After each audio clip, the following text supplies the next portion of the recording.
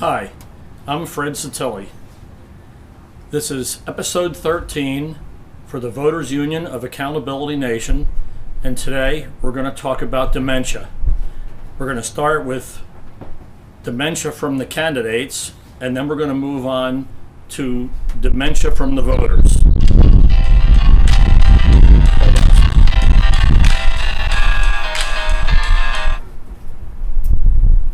Yeah, you caught me just in time. I was working on my podcast. No, it's okay. I didn't start yet.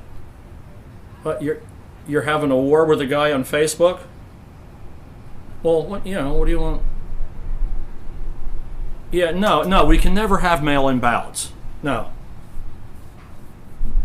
Yeah, I know about the military and the invalids and everything. Okay, look, I'm going to make this really clear. The key to getting honest voting from every American is basically based on two things. The first and the most important thing is anonymity. They have to vote in a voting booth where they can't be influenced by anybody else.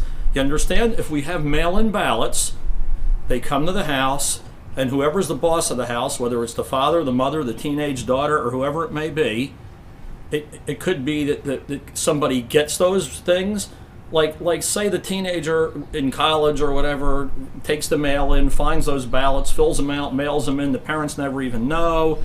Those ballots go in before the person actually goes to the polls. One of those things is that the poll one is invalidated because the other vote's already in. I mean, there's all kind of potential for all kind of problems.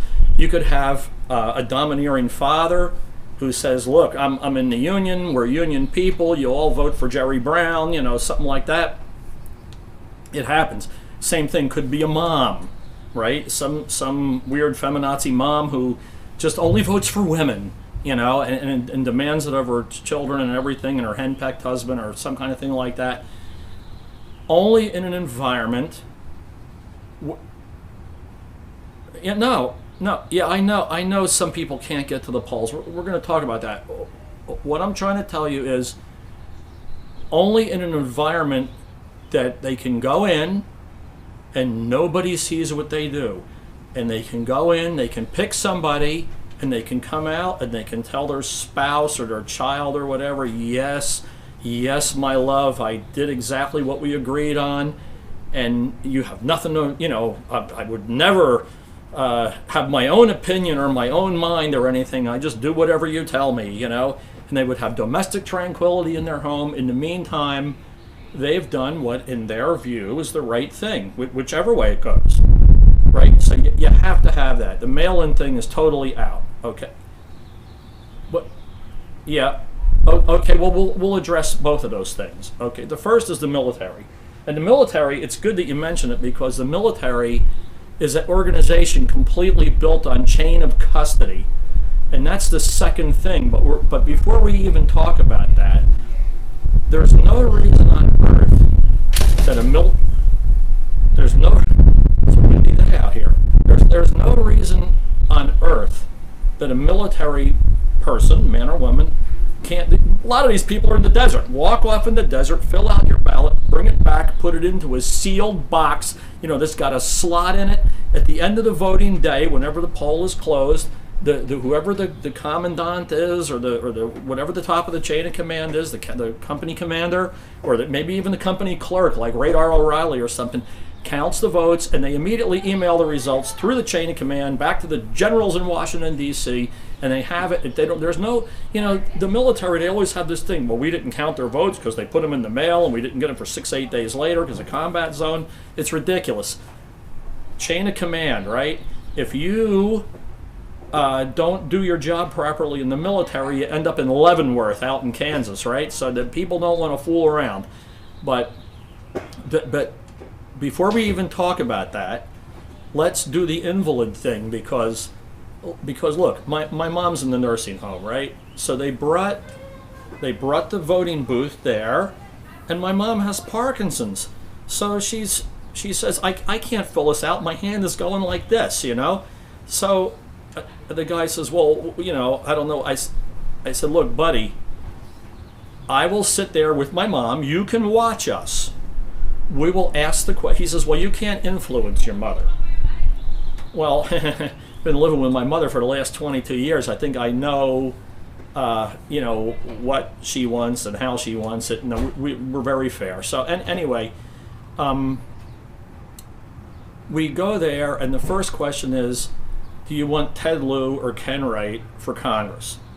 And she says, well, I don't want Ted Lieu. He disrespected the president. He's not honest. He's not, I said, okay, well, then pick Ken Wright. Well, the guy goes, you can't tell her what to do.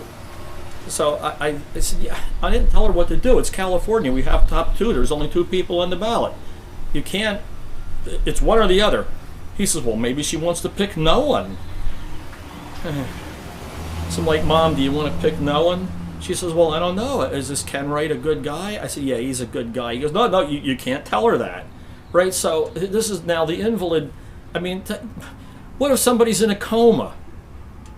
Right? I mean, they're alive. They have a right to vote, right? They can't do it. They can't do it. A lot of people can't do it. Same thing with people who may live far from the polls. Well, they don't have transportation to the polls. Well, look, we can't accommodate everybody's infinite need. When the voting day comes, it's a national holiday, you have the entire day off to somehow contact your friends and family and get to the polls. If you need to be in a wheelchair and they bring you, you still go in the voting booth anonymously.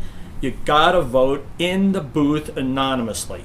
That's the only time that you can be certain that each voter will be true to their own feelings and opinions. And you can, look, that voter, if you're in a family situation or an employee situation, you can pound them for weeks and weeks before the election, telling them what to do. I mean, you can try to influence them, but if they're smarter than that, they'll go in there, make their own decision, and you have that ensured. Now, once you're sure that everybody at least had an opportunity to vote the way they want to vote, then that's where the chain of custody comes in. The minute the polls are closed, that box is locked, and somebody keeps their eye on that box. And that person, it's the same thing. There has to be terrible consequences if you,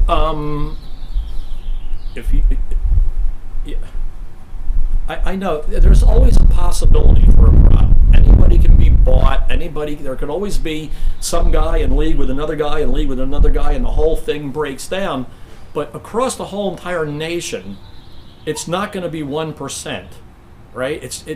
You're not going to have that in every voting district. There's too many. It's so diverse. To organize something that extreme where you would actually, even 1% of the voters, if you corrupted it that way, I mean, and there are people that are working on that. I mean, the Landmark and Judicial Watch and the Election Integrity Project are all keeping an eye on all this as best they can. I mean, nothing's perfect. But first, the anonymous vote. Never go into the house. As soon as you mail the stuff out, the chain of custody is lost. You don't know who filled it out. You don't know who mailed it in. It's terrible. So you got the honest voting. Now you got to get custody of those votes. And you got to do it immediately. That night, you take those votes right to whatever it is, the county seat or the registrar of voters, and multiple people supervise the counting of those votes. And in a matter of an hour or 2 hours or whatever it is, you have your number, and then they're put back in that box, and it's sealed so they can be looked at later if necessary. But this all happens so quickly, there's not much chance of shenanigans. All this idea of voter harvesting and all that kind of stuff, it's like Stalin said, right? It matters who counts the votes. So we get honest votes. We get a real good vote count. Yeah. Right. It's possible that somebody can go to 2 or 3 places and vote in different places. But once again, that's a very small percentage of the population that's going to do that. Now, voter ID. Look, we need to have ID for everything. There's no reason not to show it. There's no reason in the world. But but making that issue, that's become this weird straw man. What you have to do is you have to have extreme consequences for that. So if you find somebody who voted twice or voted 3 times, and this is another thing about mail-in that's not good. Say a guy mailed it in but he forgot. Say he wasn't sure if he mailed it in, or somebody else mailed him in, his or hers in, and he didn't even know, and now he's innocently going to the polls and trying, and they say, "Oh, dude, you're voting twice. It's a federal crime," right? But if you, this is why you can't have mail-in. So when you get rid of mail-in, they can only vote on election day at the polls. Now, if somebody does go to 2 or 3 different places, you have to make the consequences severe. So, like, we just had the Trump rally in Tulsa, right? And people didn't show up because they were afraid of the Wuhan flu. Right, they were afraid of consequences. Consequences, serious, you're going to be sick. So they had a bad turnout, and probably rightly so, okay? I mean, I have my own opinion on that, but the point is if you make terrible consequences for somebody who does that, if you say, hey, look, buddy, you voted at 9 a.m. here, you voted at noon here, and you voted at 4 o'clock in the afternoon here, and we got you.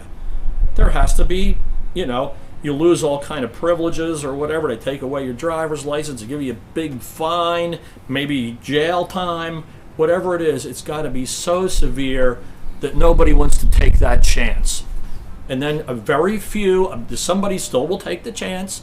You get some extremist or lunatic kid or some old guy who, doesn't care anymore, or, whatever may happen, you're going to have, but it's going to be such a tiny, tiny, tiny percent of people that it's not going to swing the whole overall thing, usually. A lot of these elections are close. They're 49-51, but you find that the 49-51 might be a difference of 10, 20,000 votes.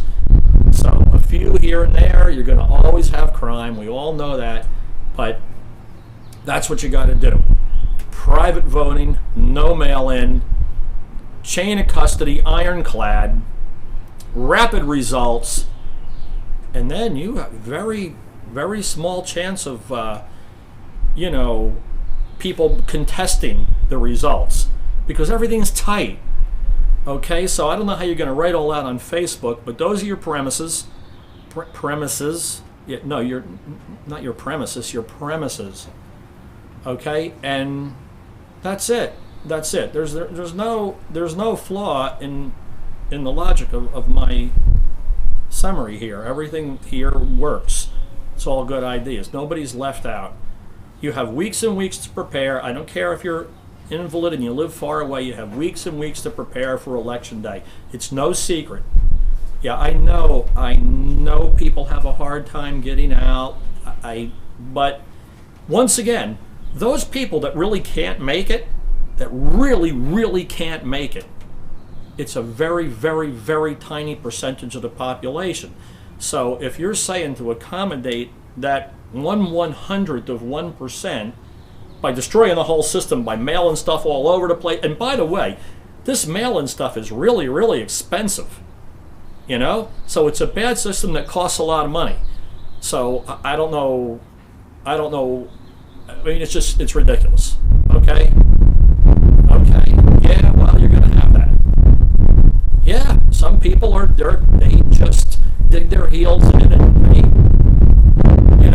they just let people who are just contrary. If you say it's a nice day, they say, well, not for everybody. You get a big blue sky and a balmy breeze. You say it's a nice day, and right away somebody wants to argue with you. So, arguing with idiots is never a good idea. Maybe you should just Yeah, no, I know.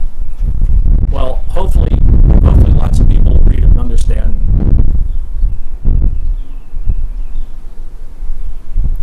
Yeah. See if you can find common ground with the guy. I mean,